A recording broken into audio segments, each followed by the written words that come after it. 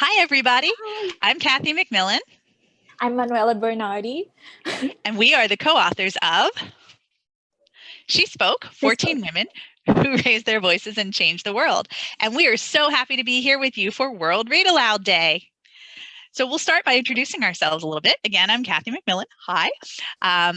In addition to co-authoring this book, I write picture books and board books. And I also write young adult fantasy. But I'm really excited to be here with you today and talk about She Spoke. I'm also an American Sign Language interpreter in my day job and a librarian. I'm Manuela. I'm a Brazilian screenwriter. I am in Brazil right now, actually. And I write for TV and movies. Mostly they're all in Portuguese, but you know, someday you might be able to see something in English or with subtitles. Let's hope so. And she's got some good stuff on the way. I hope so. and I study at USC. I have an MFA for writing for screen and television from USC on a Fulbright scholarship. And also I'm a journalist, but I haven't done that in a while. So one really fun fact about me and Manuela is that we met writing Harry Potter fan fiction years and years ago. And we became friends online, and we got to meet in person when Manuela was here in the United States in graduate school. And that led to us writing this book together. So we thought we would read aloud some of our favorite profiles of the women in this book. And as you can see, this book is a little bit different from on some other books because it has a sound panel. Not only do you get to read about these women, you get to press a button and hear their voices, and we will play some of those voices for you too. So now we're going to share some of our favorites from the women that we wrote about in She Spoke, and Manuela is going to share one of her favorites, Shirley Chisholm. She's a politician and educator, and she was born on November 30th, 1924, in Brooklyn, New York, United States of America, and she died on January 1st, 2005. Although she was born in the US, Shirley Chisholm credited her time and education in Barbados for giving her the spunk to challenge age-old traditions. As a child, she lived with her grandmother on the island, where she was a star student at an excellent British school. She returned to New York at age 9, well ahead of her peers. Later, while at Brooklyn College, she won recognition for her debate skills. Shirley earned her master's degree in education and went on to run child care centers and volunteer in political organizations.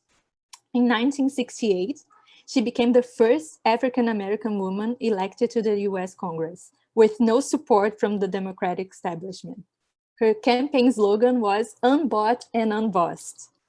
She used that same slogan in 1972, when she became the first woman and the first Black person to ever run for president with a major party. Shirley knew she had no chance of winning, but she wanted to pave the way for those who came after her. Despite having little financial backing and receiving death threats during her campaign, she won 10% of the delegate votes at the primaries. While serving 7 terms in the US House of Representatives, Shirley advocated for education, domestic workers, immigrants, and inner city residents.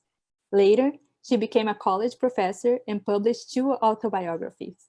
When asked how she'd like to be remembered, she answered, "I like them to say that Shirley Chisholm had guts."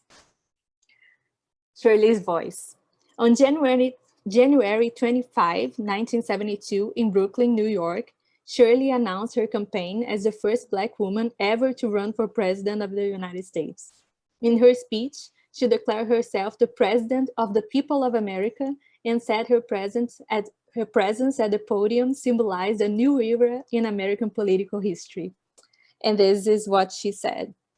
"I believe that we are smart enough to correct our mistakes. I believe we are intelligent enough to recognize the talent, energy, and dedication which all Americans, including women and minorities, have to offer." I wanted to say that when we started writing this book, I didn't know who she was because I'm Brazilian. But we started researching her And I just fell in love with how she felt like people had more to offer than just what they were told they could do. Because back then, only white men could run for office. Only black men ran for office and got elected. But she knew that other people had stuff to offer, and she just went, and she decided to pave the way, even though she couldn't win it. And she really had guts. Wonderful. Kathy. So now it's my turn to share. Tell me about one of your favorite women. One of my favorites that I want to share is Dr. Joanne Liu. And I thought it was especially important now during a pandemic to celebrate a doctor and someone who is involved with international health. So let me tell you a little bit about Dr. Joanne Liu. And Manuela is going to show the picture so I can look at. Dr. Joanne Liu is the international president of Médecins Sans Frontières, which is Doctors Without Borders in English. She's a pediatric doctor and a professor of medicine. She was born November 4th, 1965 in Quebec City, Quebec, Canada. Joanne Liu was one of the few children of Asian immigrants in the French-speaking suburbs of Quebec City. She dreamed of being a hockey player, but at age 13, her dreams changed when she read about Médecins Sans Frontières, MSF, or Doctors Without Borders, a humanitarian organization that provides medical care in countless countries affected by war, disease, and natural disasters. She decided that helping those most in need was the meaning she wanted for her life. After earning her medical degree, she joined Médecins Sans Frontières on her first mission in 1996 as the only physician in a camp of 40,000 refugees. She had to learn to practice medicine in the desert without electricity or running water. On later missions, she worked with tsunami survivors in Indonesia, earthquake victims in Haiti, Somali refugees in Kenya, and those wounded in violent conflict zones around the world. In 2006, Joanne ran for international president of Médecins Sans Frontières, but lost. She was devastated, but decided to pursue a master's degree in health leadership to become even more qualified. In 2013, she was elected.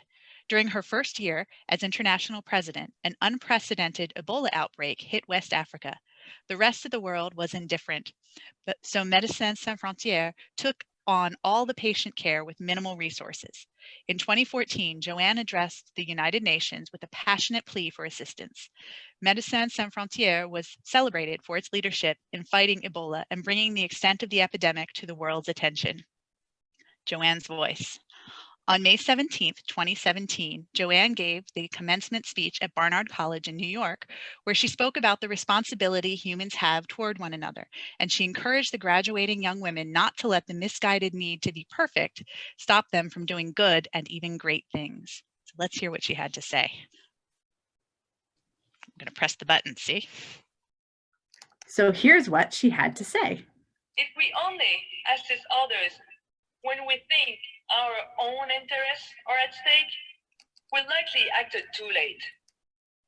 But if we choose to act out of the belief and basic logic that our own well-being is intertwined with, dependent upon the well-being of others, we will make better choices. Not perfect, but better. And I think those words are really, really important to think about right now when it's so important that we think about the well-being of others and wear our masks and wash our hands and social distance and take care of each other. And I'm really happy to be able to celebrate a doctor like Dr. Joanne Liu in our book. So Kathy, I really want to ask you, what was your favorite part of the whole process? Ooh, so this book was different for me because it came together a little bit differently from some of my other books. We were actually approached by David Miles, who was the creative director at Familius Press at the time, and he had this really cool idea to do a book of words by inspirational women using the audio panel. And because he knew I had a background in research, he asked me to be a part of it. And then I asked if Manuela could be a part of it because I knew she would be a great partner for this book. And that's sort of how it came together. So this book required a lot of research about these women, but not just about their lives and their backgrounds, also to find audio clips that we could use. And it couldn't just be any audio clip because you can't just take any audio clip out of the internet and put it in a book and make money off of it. It has to be one that you can get permission to use. So that required a lot of research. And then we also had to make sure each clip was the right length, not too long, not too short, and it had to say what we wanted to say. Because, for It had to be in example, English. it had to be in English, exactly. You can probably find lots of audio clips by Dr. Jane Goodall, but if we're talking about how she used her voice to speak up, you want to make sure it's a quote about the environment. So we had to make sure it was something the right length, it was inspirational, and we had permission to use it. And then the process of writing this book was really interesting because Manuela and I were in different countries, in different hemispheres. So we did it all online. We had a lot of video chats as we were working on it. We would share documents in Google Drive, and we would edit together online and have a lot of discussions. So the whole process was really collaborative, and our wonderful illustrator, Kathrin Honesta, is actually in Indonesia. So we were working from 3 different countries, which was pretty cool. And we were probably working a little more in tandem with her because the timeline for the book was so quick that we were picking the women, she was working on the illustrations. Usually the writing is done first and then it goes to the illustrator. So we were getting kind of both happening at the same time. So that's really my favorite thing, is the whole process of how it came together. And it really was a collaboration of 3 awesome women coming together to make this book, which is very all across the world, because Kathrin is in Indonesia. So, you know, like we were spread out everywhere. So Manuela, what was your favorite thing about working on this book? Oh, wow. Well, it's a whole book about like how women can speak out and use their voices to make a difference in the world. And what I love about making this book was that I got to make it with Kathy, and we've been friends for 15 years or more. And we've been writing together for a long time too.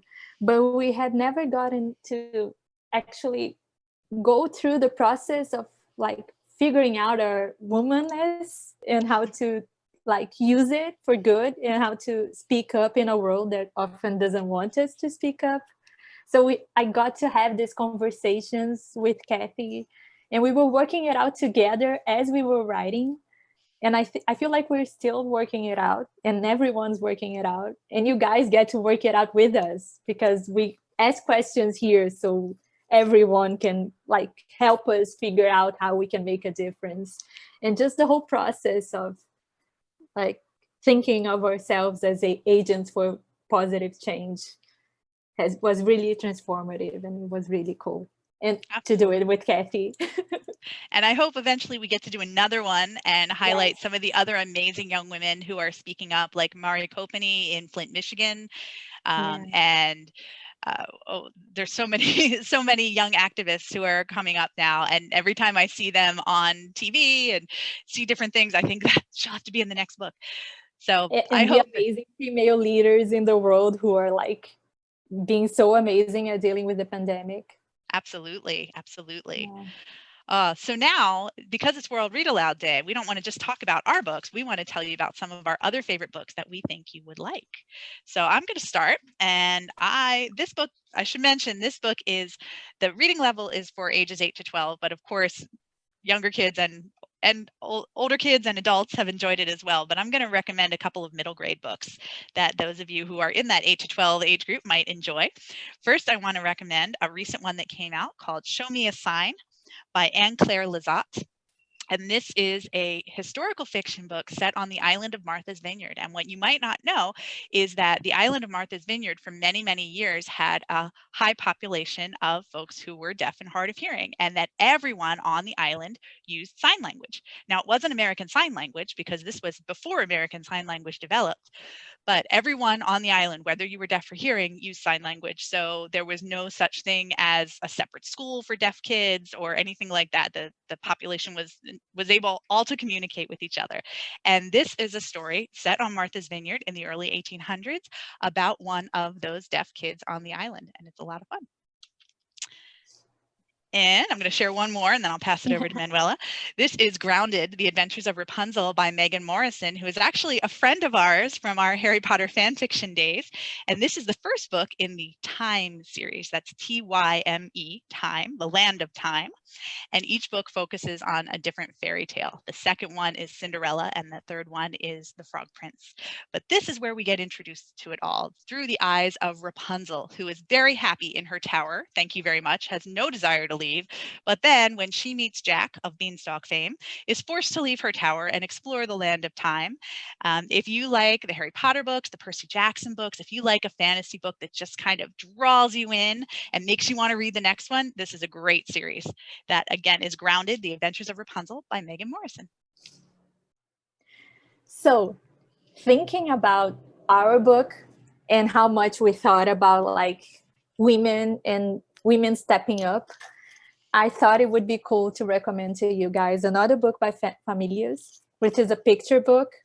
It's called She Leads, The Elephant Matriarch by June Smalls. And it's a book about elephants, because elephants are led by women. Well, not women, but female elephants. And they are so cool. And the book has a fiction part to it, but it also explains to you how like elephant packs work and how they work together and how they learn everything that they do. It's not by instinct, but they have to learn how to like deal with each other. They have to teach like baby elephants, they need to learn how to use their trunks when they start off, which is the cutest thing ever. And I just feel like the book is cute, it's informative, and you can get it as an ebook, which is what we're showing you guys right now. And I just feel like it's a perfect companion to She Spoke. Excellent. Well, I hope all of you out there enjoyed our Read Aloud today, and I hope you are having a wonderful World Read Aloud Day. Keep reading, everybody.